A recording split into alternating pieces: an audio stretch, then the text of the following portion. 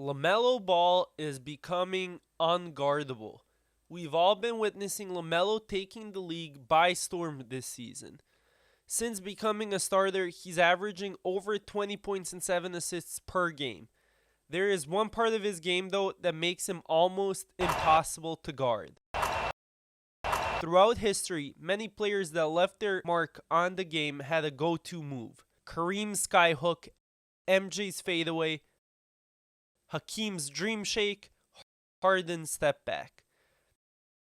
The 19-year-old rookie has a move in his arsenal that can potentially elevate him to that legendary status. We're talking about LaMelo's floater. Let's take a closer look at how he uses it and the impact it has on his team's success.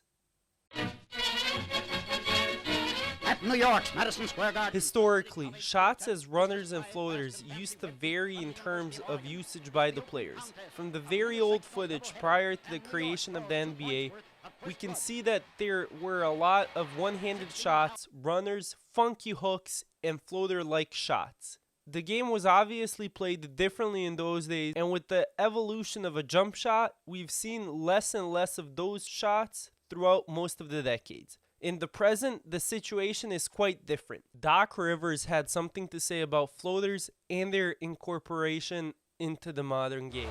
That's the new shot. Every generation has different shots. We had taken a floater. When I played, we'd been taken out. Now, they all have it, and it's a great move. There came a lot of players who made it their signature move, but today, none of them make it such a weapon as Lamelo Ball does. Ball uses it well according to pick and roll situation, similar to James Harden. With him being an exceptional passer and threat of an alley-oop, big men are reluctant to come out and guard this shot on a switch.